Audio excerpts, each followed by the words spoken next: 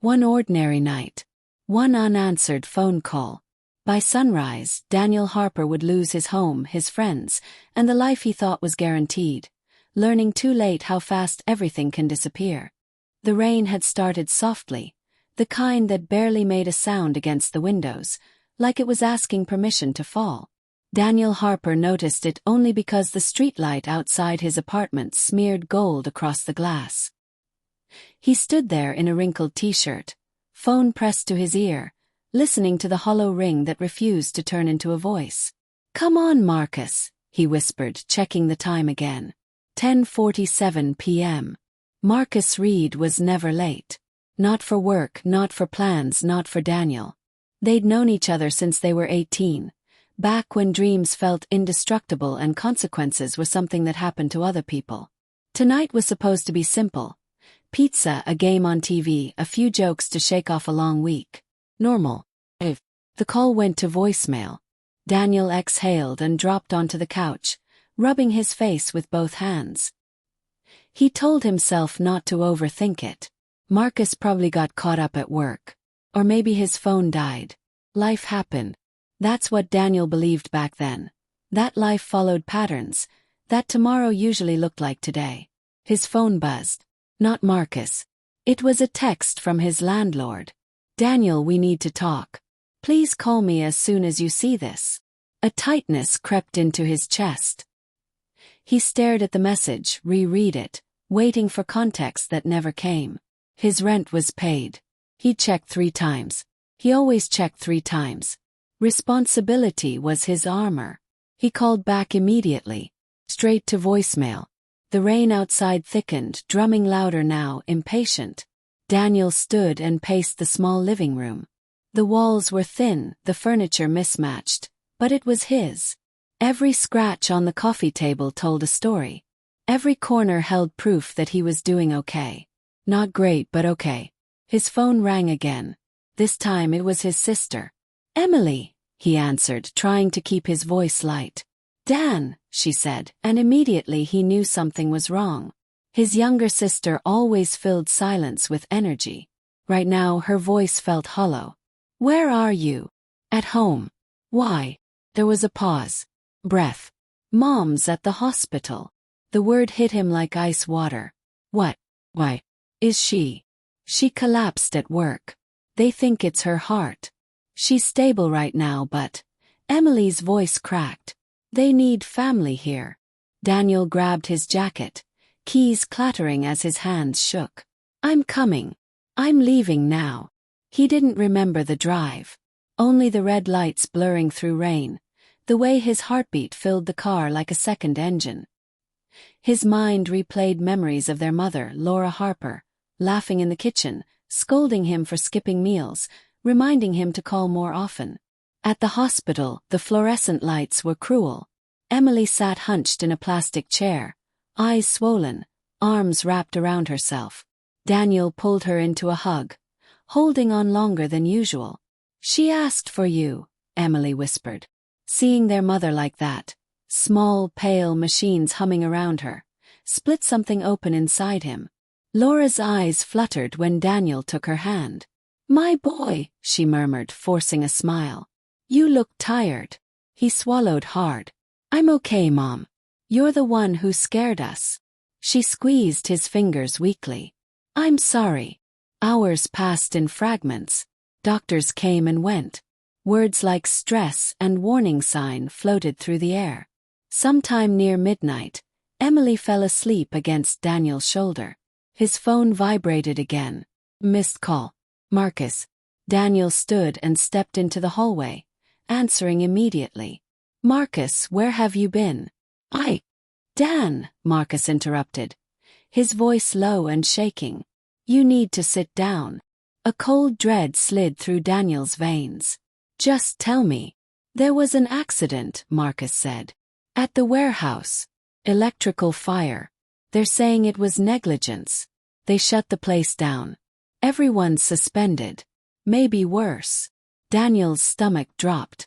"What does that mean?" "It means we don't have jobs," Marcus said. "And Dan?" "They're investigating finances." Your name came up because you co-signed for some equipment. The hallway felt like it tilted.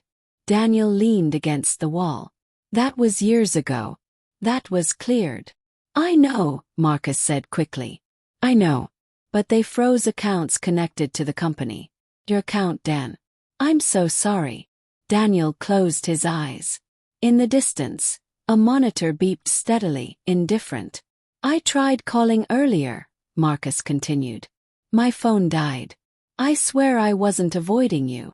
Daniel didn't answer. He couldn't. The world he understood was cracking, fissures spreading too fast to stop.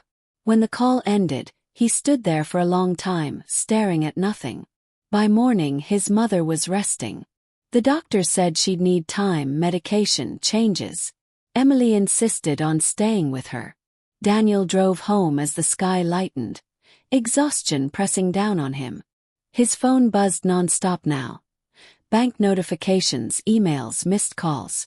At his apartment building, a notice was taped to his door. Eviction notice. Effective immediately due to contract violation. His breath caught. He read it 3 times, hoping the words would rearrange themselves into something kinder. They didn't. Inside, the apartment felt unfamiliar, like it already belonged to someone else. He sank onto the couch, head in his hands. In one night, his mother's health, his job, his finances, his home, everything he'd built carefully, patiently, had slipped through his fingers. Daniel Harper had gone to sleep believing in stability. He woke up with nothing to stand on. Morning didn't bring relief. It brought clarity, and clarity was cruel. Daniel sat at the small kitchen table, staring at a cold cup of coffee he didn't remember making. Sunlight filtered through the blinds, illuminating dust in the air, tiny particles floating freely, unburdened by plans or consequences. He envied them. His phone buzzed again. Another email from the bank. Another automated message filled with polite language and devastating meaning. Account temporarily restricted. He rubbed his eyes, feeling the ache behind them deepen. Somewhere between midnight and now, he'd crossed an invisible line, from a man managing life's challenges to someone drowning in them. A knock at the door made him flinch. He opened it to find his landlord, Mr. Collins, a man in his late 50s with tired eyes and a clipboard held like a shield. Daniel, Mr. Collins said, not unkindly. We need to talk. Daniel stepped aside. Please. They stood awkwardly in the living room, the eviction notice still taped crookedly to the door. I didn't want it to go this way, Mr. Collins said. But the building is tied to a larger property agreement. When your account got flagged, it triggered a review. Corporate policy. I can fix it, Daniel said quickly. This is temporary. My job. I heard about the fire, Mr. Collins interrupted softly. I'm sorry. But policy doesn't wait. Daniel felt something break then. Not loudly, not dramatically. Just a quiet snap inside his chest. How much time do I have? 72 hours, Mr. Collins said. I'll give you that. It's the best I can do. After he left, Daniel sat on the floor, back against the couch. 72 hours. A number that meant nothing and everything. He called Marcus. Straight to voicemail. He called his manager. Disconnected. He called Emily. Dan. She answered immediately. I might need a place to stay, he said, hating how small his voice sounded. There was a pause. I'm still at the hospital, Emily said. Mom's asking for you. We can talk after. Guilt washed over him. Of course. I'll come by later. He ended the call and stared at his phone. He didn't want to burden his sister. She had enough to carry. He didn't want to admit how far he'd fallen in less than 12 hours. By afternoon, the weight of it all settled into his bones. He packed a bag slowly, folding clothes with care, as if respect might make the situation less real. Every item felt like a question. What do you keep when you don't know where you're going? At the hospital, Laura Harper looked stronger, color returning to her face. She smiled when she saw him. There you are, she said. Emily said you looked like you'd been through a storm. He forced a smile. Something like that. She studied him the way only a mother could, seeing past the surface. Sit, she said. Tell me. He hesitated, then sighed. I lost my job. There was an accident. And my apartment. Her eyes softened, but there was no pity there. Only concern. All at once. He nodded. Laura reached for his hand, stronger now. Daniel, listen to me. Things can be replaced. You cannot. Tears burned his eyes. He looked away, embarrassed by the weakness he couldn't control. I thought I was doing everything right, he whispered. I followed the rules. She squeezed his hand. Life doesn't always reward effort immediately. Sometimes it tests it. When Emily returned, she noticed the tension instantly. Daniel hugged her tightly. You can stay with me, she said before he could ask. As long as you need. Relief and shame tangled in his chest. Thank you. That night, back at his apartment, Daniel lay on the bare mattress, listening to the city breathe around him. Sirens in the distance. Laughter from somewhere below. Life continuing, unaware that his had cracked open. He thought about Marcus. About the promises they'd made. About how quickly shared dreams could scatter. 72 hours became 48. He loaded his car with what he could carry. When he closed the door for the last time, he didn't look back.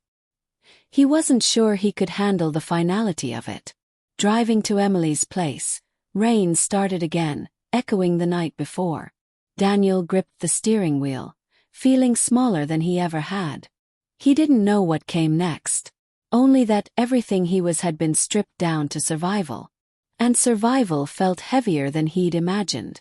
Emily's apartment smelled like coffee and clean laundry, a stark contrast to the chaos Daniel carried inside. She insisted he take the couch, piling blankets on him like armor. You're safe here, she said softly. If the word lingered long after she went to bed. Days blurred together. Daniel helped at the hospital, sat with their mother, listened to doctors. He applied for jobs late into the night, rejection emails stacking up like proof of failure. His car payment loomed. His phone buzzed less now, people disappearing quietly, unsure what to say. Marcus finally called on the 5th day. I messed up, Marcus said without preamble. I should have been there. I should have warned you. Daniel leaned against the balcony railing, city lights flickering below. We're both paying for it. I'm trying to fix things, Marcus said. They might reopen the investigation.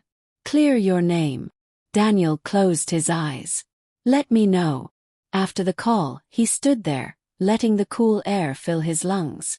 For the first time since that night, he felt something other than panic. Not hope. Hope felt too fragile. But resolve. He started small. Helping Emily with groceries. Cooking meals for their mother. Fixing a leaky faucet in the apartment. Tangible things. Real things. One afternoon, Laura looked at him and smiled. You've always been strongest when life pushed you hardest. He shrugged. I don't feel strong. Strength doesn't announce itself, she said. It shows up anyway. Weeks passed. Daniel took a temporary job at a local warehouse. Different from the last, smaller, humbler. The pay was modest, but it was honest. He came home exhausted, hands sore, heart lighter. One evening, as he walked to his car, his phone rang. Unknown number. Daniel Harper. A voice asked. Yes. This is regarding the investigation into the warehouse fire, the voice said. Your involvement has been cleared. Your accounts will be restored within 48 hours. Daniel leaned against the car, breath catching. Thank you. He called Emily first, then Marcus. Then he sat in the driver's seat, laughing and crying at the same time. Life didn't snap back into place. It moved slowly, carefully. He found a small studio apartment months later. Nothing fancy, but it was his. On moving day, Emily handed him a box. What's this? He asked. Open it. Inside was a framed photo. Him, Emily, and their mother, smiling in the hospital garden weeks after her recovery began. Daniel swallowed. Thank you. That night, alone in his new place, Daniel stood by the window. The city lights looked different now. Less intimidating. More honest. He thought about that night, the rain, the calls, the losses. He thought about how quickly life could collapse. And how, piece by piece, it could be rebuilt. Not the same, but stronger.